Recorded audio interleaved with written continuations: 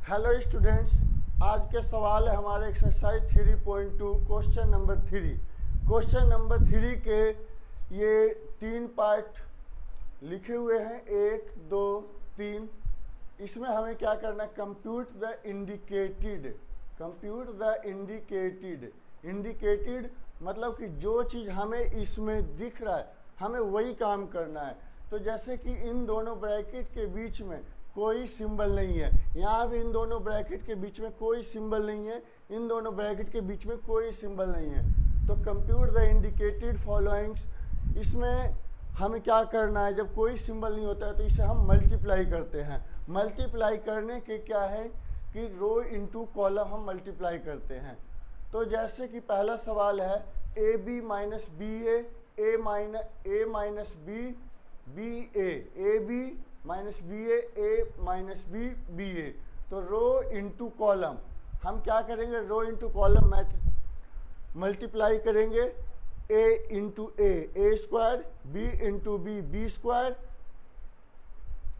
A into B minus A B into A plus A B. जब कोई symbol multiply में ना दिखे तो प्लस का ही लगाना है, ये ध्यान रहे। क्योंकि यहाँ पे तो देखो, यहाँ पे हमने जब मल्टीप्लाई किया ए बी, इस चीज़ को जब हमने इससे मल्टीप्लाई किया तो minus A into minus A B. अब इसी तरीके से R2 को मतलब कि रो सेकंड रो को हम इन दोनों कॉलम से मल्टीप्लाई करेंगे।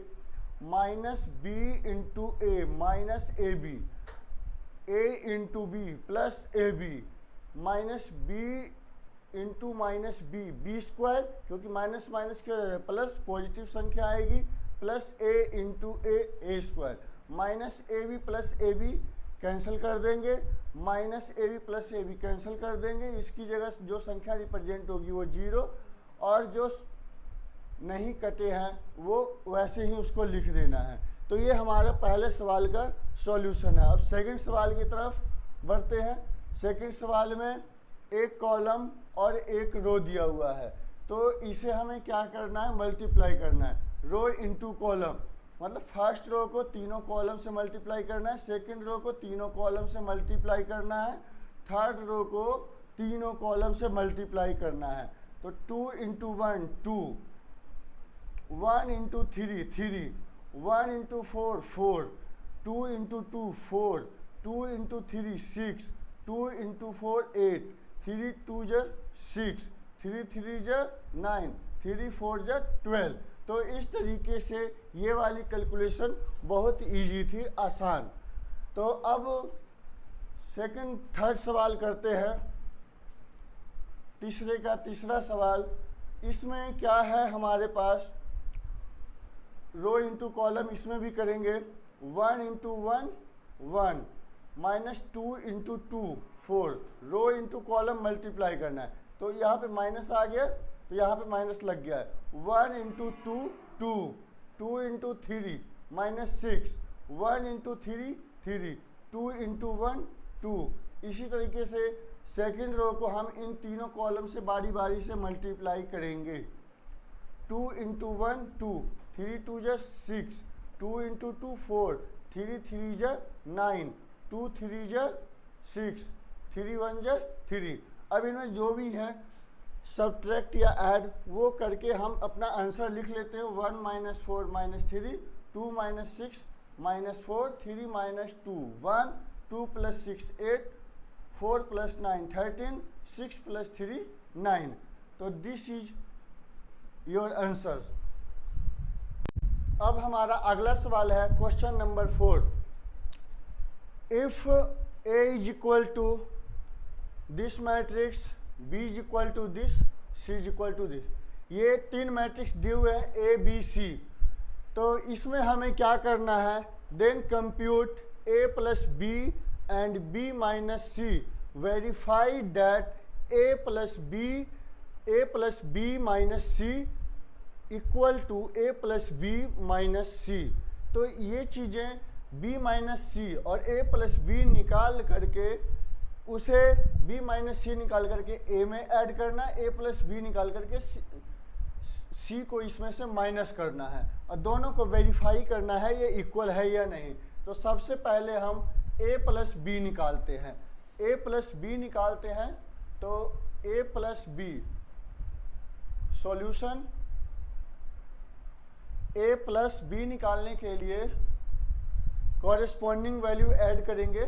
ये हमारे पास a है, ये b है, तो corresponding value 1 plus 3 4 2 minus 1 1 minus 3 plus 2 minus 1 5 plus 4 9 0 plus 2 2 2 plus 5 7 1 plus 2 3 minus 1 plus 0 minus 1 1 plus 3 4। तो ये जो है a प्लस बी निकल गया। अब b माइनस सी निकालते हैं। b माइनस सी, ये हमारा जो है a प्लस बी निकला है। अब b माइनस सी निकालते हैं। b माइनस सी, तो b वैल्यू हमारे पास ये है, c ये है, तो b और c, b माइनस सी 3 minus 4 3 minus 4 minus 1 minus 1 minus 1 minus 2 2 minus 2 0 4 minus 0 4 2 minus 3 minus 1 5 minus 2 3 2 minus 1 1 0 minus, अब यहाँ ऑलरेडी माइनस है और हमें यहाँ भी माइनस दिया हुआ है, दोनों माइनस मिल करके प्लस हो जाएगा। तो 0 माइनस माइनस यानी प्लस 2 3 माइनस 3 0। तो ये हमारा b माइनस सी निकल गया। अब वेरीफाई करना है। वेरीफाई करने के लिए इस सवाल को आगे बढ़ाते हैं। वेरीफाई क्या करना है, a plus B minus C is equal to a plus B minus C.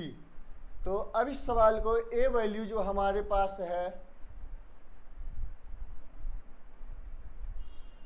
a value 1 2 minus 3 5 0 2 1 minus 1 1 plus b minus C हमारी वैल्यू यहाँ निकली है b minus C minus 1 minus 2 0 4 minus 1 3 1 2 0 is equal to a plus B हमारे पास ये value है 4 1 minus 1 9 2 7 3 minus 1 4 minus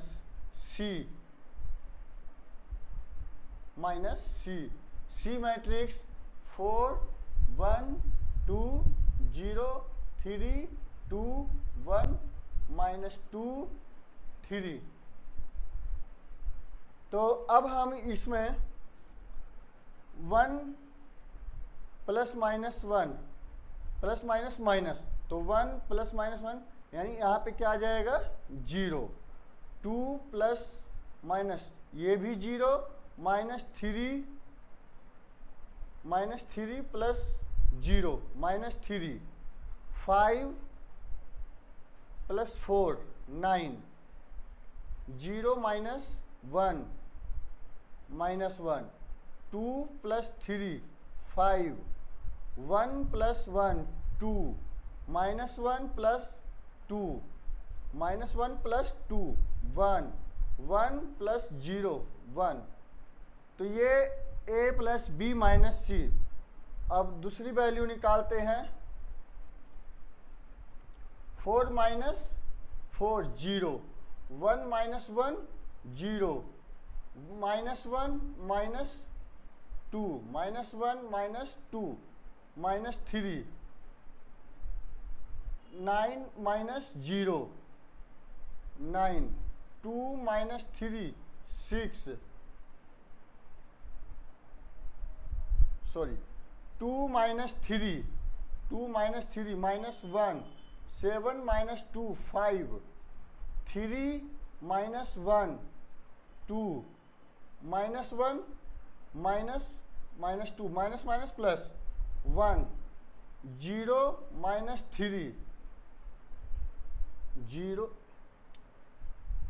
4 sorry 4 minus 3 1।